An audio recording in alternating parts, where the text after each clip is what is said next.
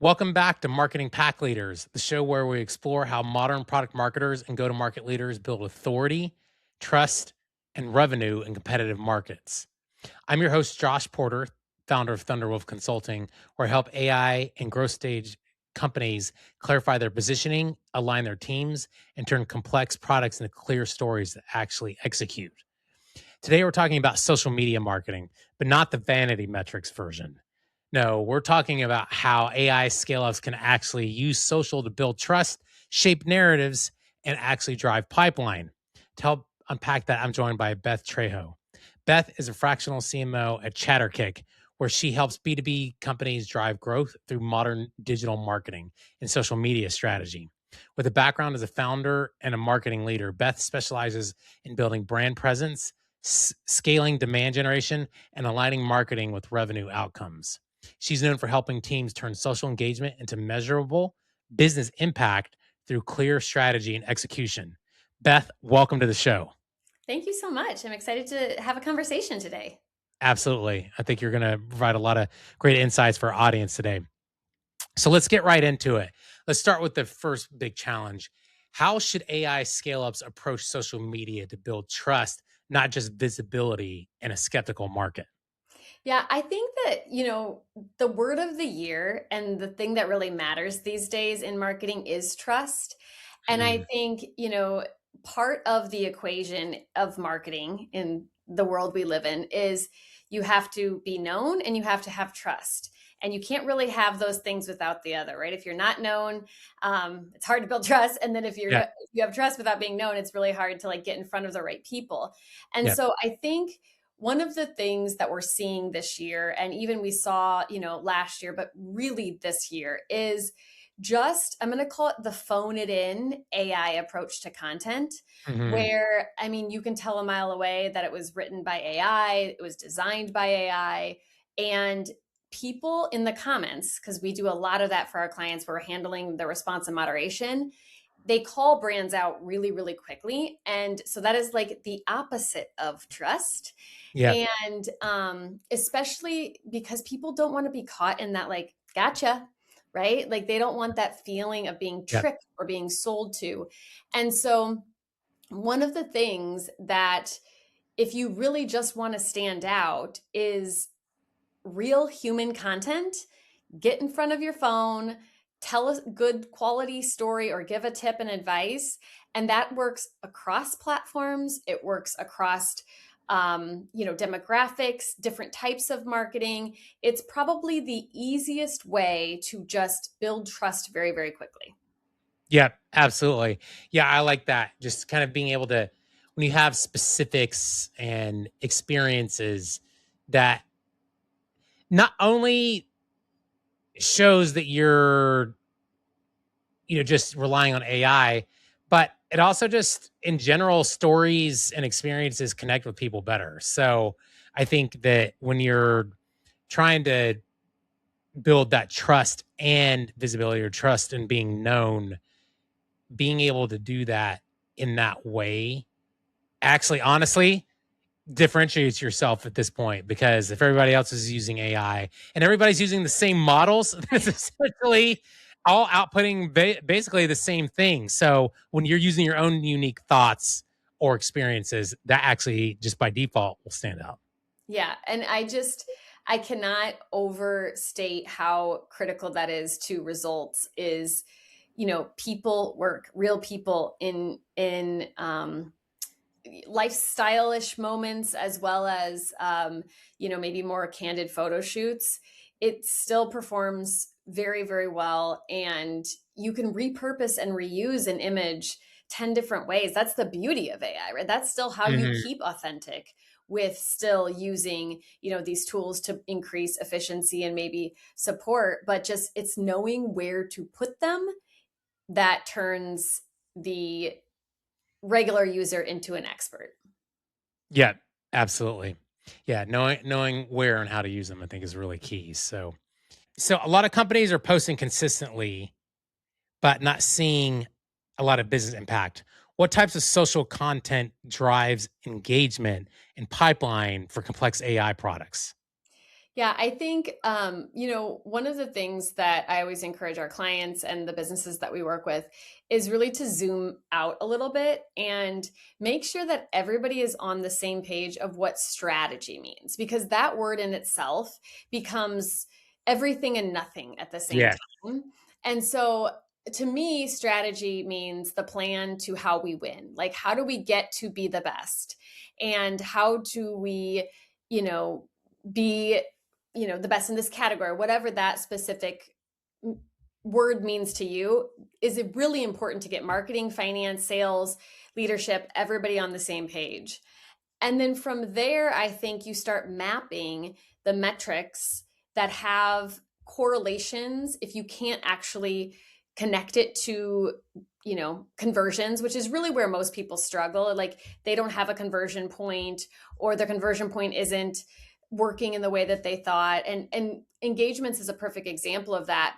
One of the things that we do is we actually weight engagement metrics differently. Hmm.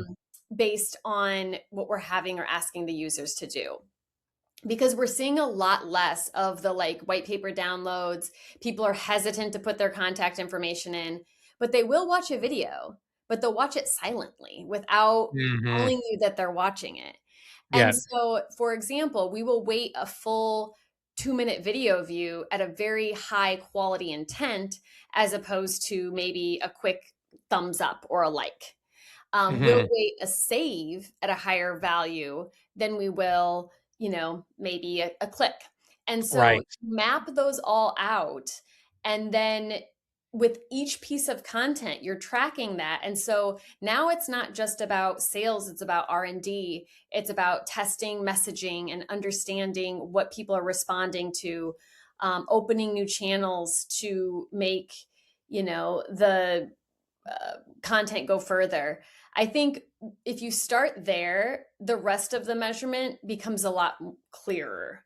Because one of the things about measurement is we can measure so many things today.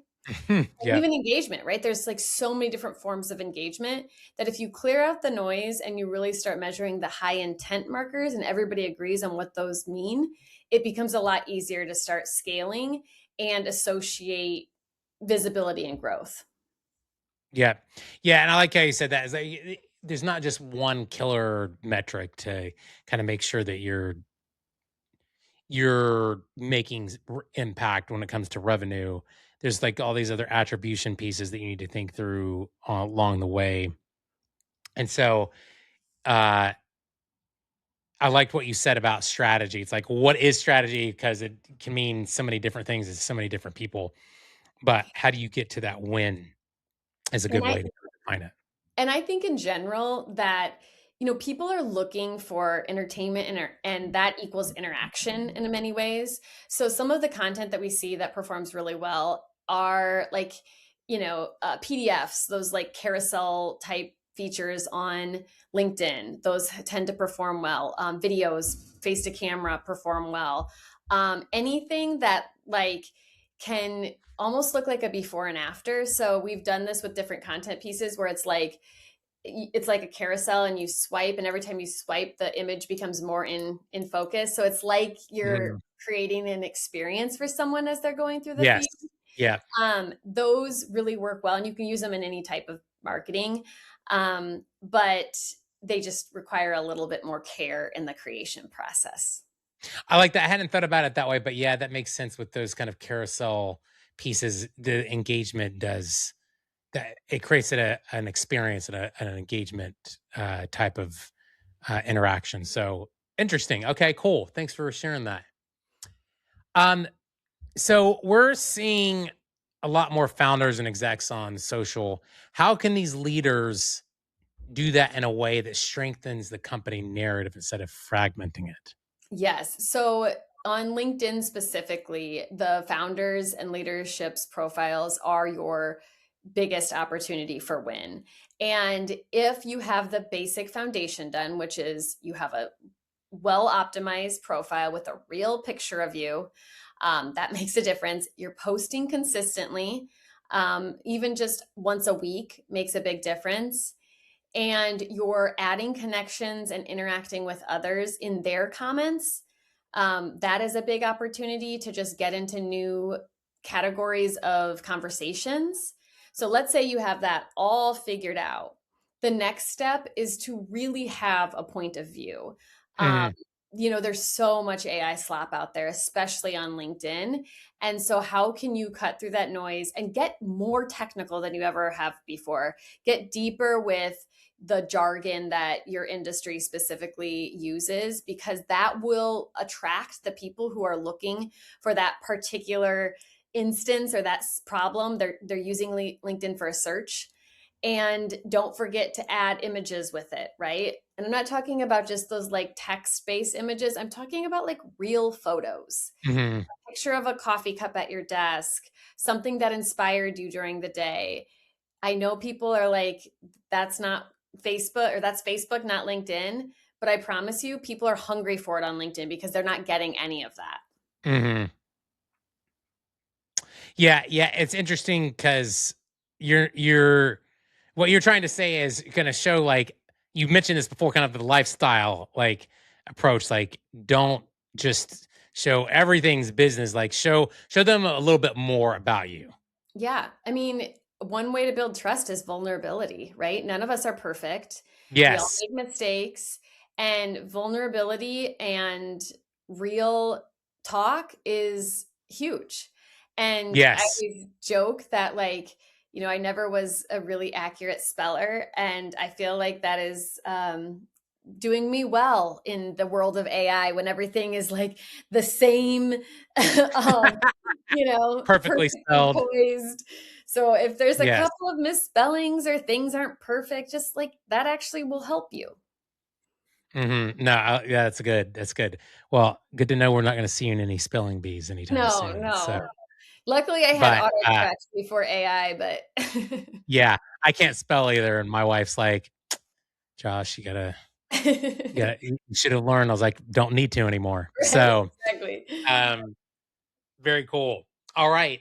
So next question is about measurement.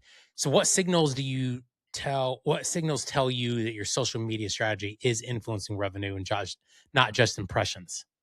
Yeah, so I think, this always is the hardest question to ask, because at its core, social media is a relationship, and relationships Mhm. are hard to measure. And I think we have to acknowledge the fact that there are pieces of connection that are just difficult. They're difficult to measure. But a Mhm. couple of ways that I've seen businesses do this that are at different risk levels. So, one of the things that you could do is just stop all social. And I mean, they used to do that and do that with TV all the time, right? You just have like what's the opposite of this? And you have to do it for a long time. But I will tell you, one of the biggest risks that you have with just a total pause is businesses don't think that you're still up and running because everything's time stamped. And Mhm. so a consistent cadence really does matter. Um, Another way that you can measure, I mean, website traffic, some of the traditional marketing metrics still do make a difference, right? Like Mhm. understanding how much traffic you're getting from social. Is it quality traffic? Are they going to the right pages? Are those pages then the services that you're selling more, right? A lot of it's like correlation data.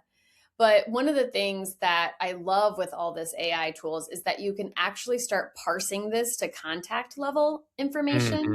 Mhm. So, like, you can see who liked your LinkedIn comment, compare it to a competitor or prospect list, compare it to an email list, and see if you can get any lift. Oh, interesting. Okay, Right? cool. Because like these tools are available, and as long as you have some form of like correlation, you might be able to like do this with a small business that only major brand lift research used to be able to do.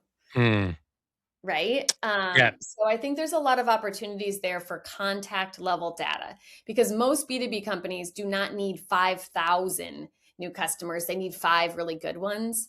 And Mhm. so social media becomes just too many numbers and too much volume to actually see the impact.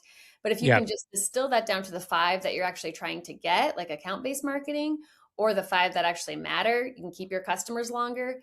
that actually is a valuable metric to correlate to revenue and profit. Yeah, I like that. That's interesting. You kind of think about it's the long term. It's the long term strategy you're working on. And yes, you're right. Social media is mostly focused on those relationships and building them. So, and you only need depending on the company, but a lot of our these smaller scale ups, you only need so many companies, and then go deep with them. So, yeah, I like that. That's a good kind of good way to kind of think about how your social media strategy will impact your revenue on a long term basis. May not be easy to attribute it right then and there, but it does have long term effects. Yeah. And I've seen businesses that are really or complex with their measurement systems. They actually do have, just like lead scoring, they use social Mhm. interactions as, um, indications for how many they have to be able to drive that person into an interested lead. The problem with contact level data is it's extremely manual to get, and or the APIs don't typically provide it. So, it's a little bit more complicated, but if you really, really want to, you can make those connections, Yep. or find a tool that can. Awesome. Uh, Great. Well, this has been really helpful, Beth. I really appreciate your insights. So now we've gotten your deep dive knowledge on your area of expertise. I want to do our rapid fire round, which is I ask all of my guests the same questions and love to kind of compare their answers. So, are you ready for it? I'm ready. Awesome. Favorite marketing tool? I'm really loving Whisper Flow right now. It is like Oh, an AI, like voice to text.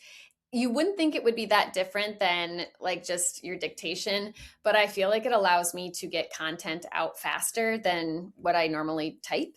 So okay. that's one of the things that has really made a difference. And it's portable, right? It goes to your different tools and apps, and it still feels like it's me with just a tiny bit of polish. Interesting. Okay, yeah, you're the second person I've heard in the last month or so that mentioned that. So yeah, I'll have to check it out. I looked at the webpage once, but I have heard very good things. So that's good. All right. Next question is, what's the most underrated skill in marketing? I think right now the most underrated skill is being able to tell a compelling story. It's really hard, Mm, and it's hard yep. to inject humor, and it's hard to communicate that, whether that's verbally or even digitally. And I still think those people that can understand solid storytelling, regardless of the tool, the time, it has worked for generations, and I think it will work for generations to come.